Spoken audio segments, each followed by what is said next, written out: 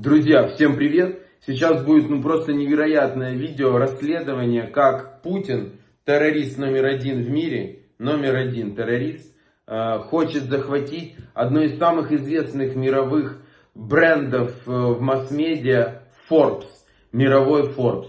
Как подставное лицо олигарх российский Магомед Мусаев, один из классических таких коррупционеров-подручников Путина, его кошельков, находит другие подставные лица для того, чтобы захватить мировой Forbes и с помощью его ломать ситуацию в мире, вести информационную войну, влиять на выборы в США и так далее, и так далее. Видео очень важное, поэтому мне очень важно, чтобы его увидело как можно больше людей. Я прошу вас прямо сейчас подписаться на канал.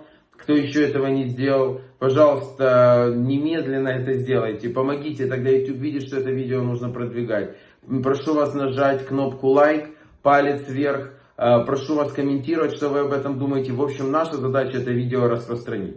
Основная часть видео будет на английском, но с русскими субтитрами, поэтому вам все будет понятно. А мне очень важно достучаться до англоязычной аудитории в США. Ну и будет прямая речь самого Мусаева, в которой он, невероятная эта утечка, которая произошла, признается в том, как он собирается купить мировой Forbes.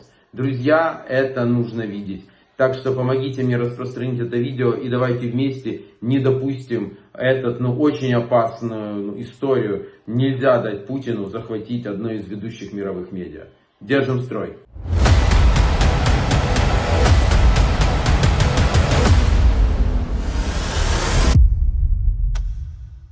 Russian businessmen and unscrupulous businessmen who support Russia's war against Ukraine and continue to feel unpunished by avoiding US and EU sanctions.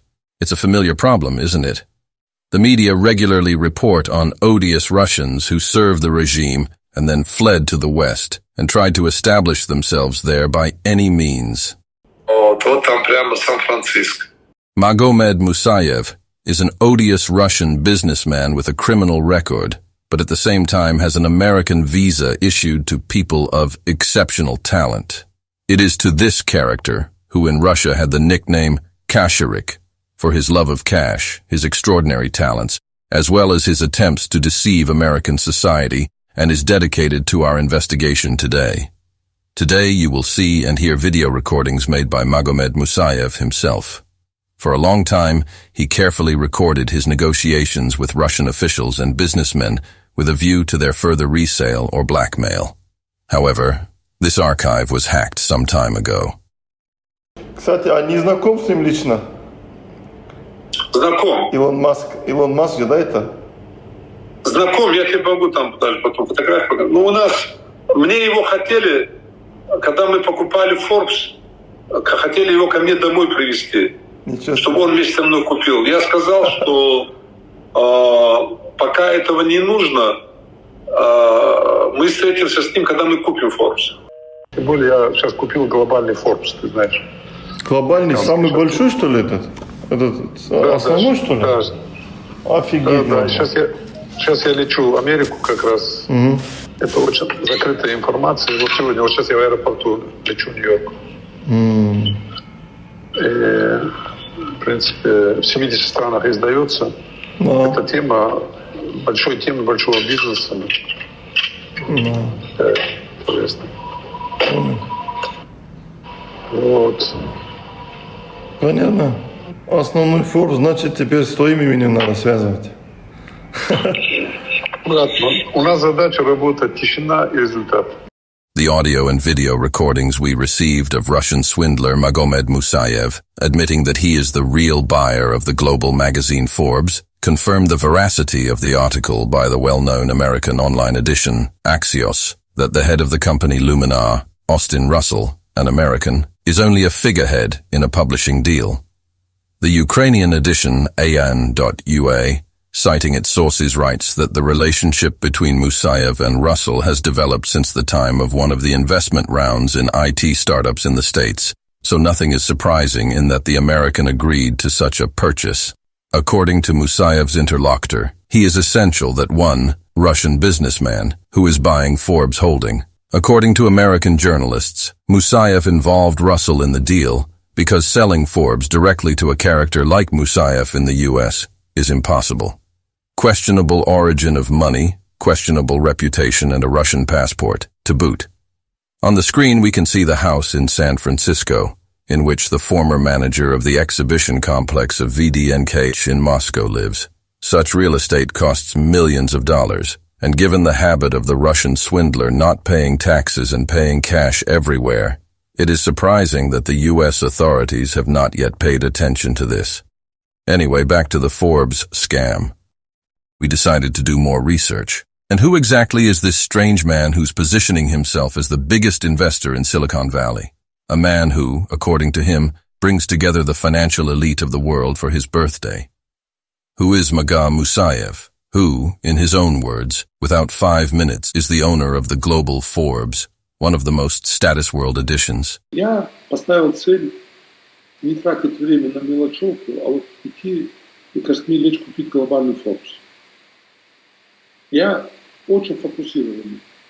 И все, я добился этого результата, даже в этих ситуациях. Поэтому они все были у меня в гостях. Понимаешь, когда у тебя в руках уже ключ такого мирового, самого авторитетного бренда, этот ключ мне дает доступ к кому угодно. Вот я купил сразу, мы полетели на частном самолете Эмиру Катара, первым лицом Саудовской Аравии, Абу Dhabi, с братьями. У меня, когда есть Forbes, ты даже не представляешь, какого уровня, когда все хотят, люди, у которых есть деньги, губернаторы, они хотят, чтобы о них написали, что пока у них все есть, им нужна репутация, им нужно, чтобы о них и так далее. И там вся история работающая, поэтому я там кому надо буду звонить, буду помогать. Если ты у меня в Нью-Йорке был бы на день рождения, ты увидел бы, это первое лицо Goldman Sachs, первое лицо JP Morgan, Рэй Далио, Тони Роббинс, который у меня был там тамадой, я тебе покажу эту всю историю. Потом вся команда, огромное количество, его называют местным Баффетом из Гонконга. For a start, we contacted Goldman Sachs and JP Morgan, as well as the writer Tony Robbins, who supposedly moonlights as a tamada at corporate parties, with Musaev being one of the most sought-after coaches of the world. However, none of them confirmed their acquaintance with a Russian businessman.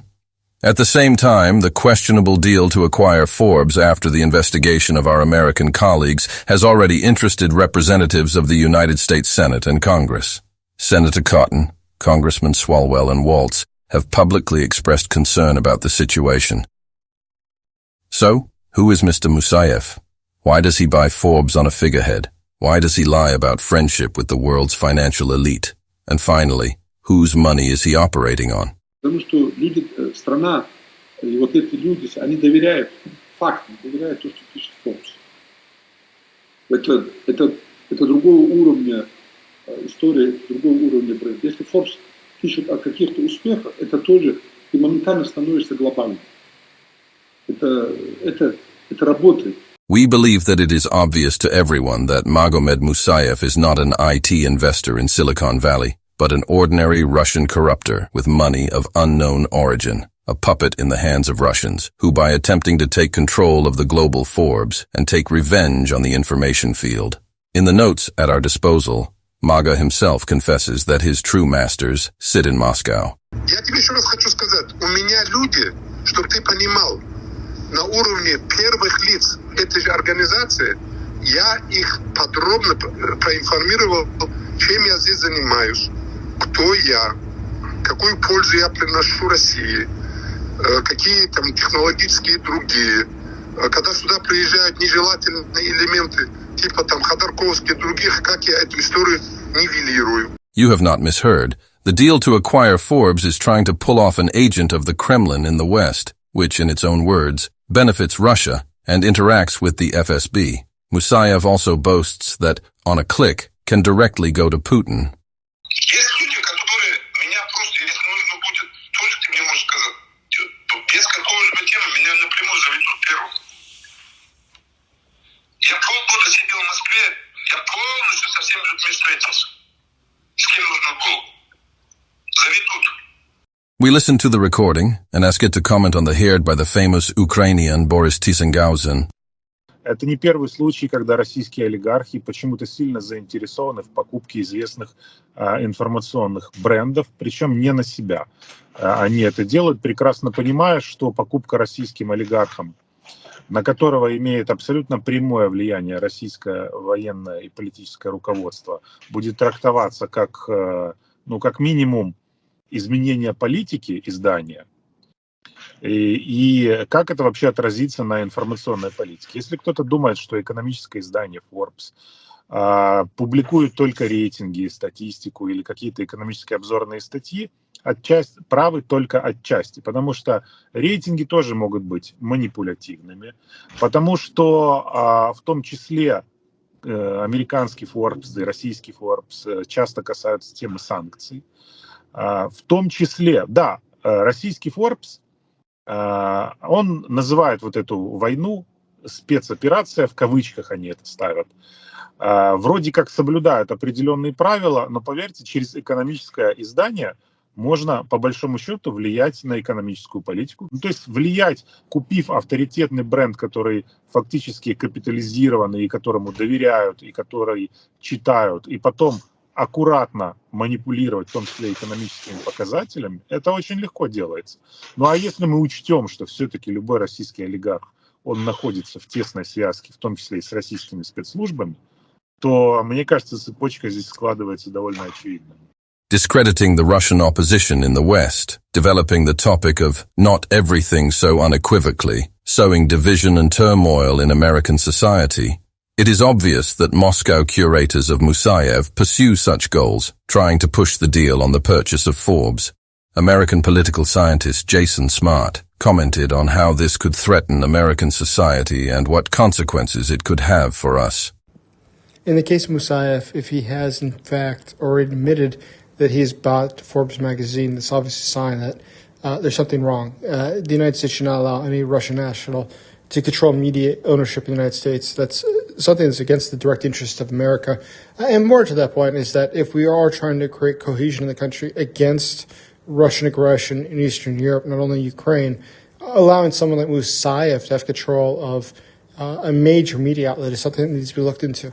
According to our information, the transaction that will result in Moscow taking control of one of the world's most famous publications has not yet been completed, and there is a good chance that the free world will still be able to stop this scam. Moreover, the attempt of Russians to take control of the global Forbes occurs just before the start of the presidential campaign in the United States. The impact of the publication on North American public opinion should not be underestimated. Accordingly, Russia may be able to intervene directly in American elections, which, in turn, directly affects U.S. national security interests. Obviously, this story has once again exposed the existing problem. Many war criminals and Kremlin agents continue to enjoy the benefits of Western life while continuing to serve Putin's regime. North America and Europe are still open to them. And the sooner this ends, the closer the final defeat of the Kremlin will be. Я работаю в режиме, как я его называю, тишина и результат.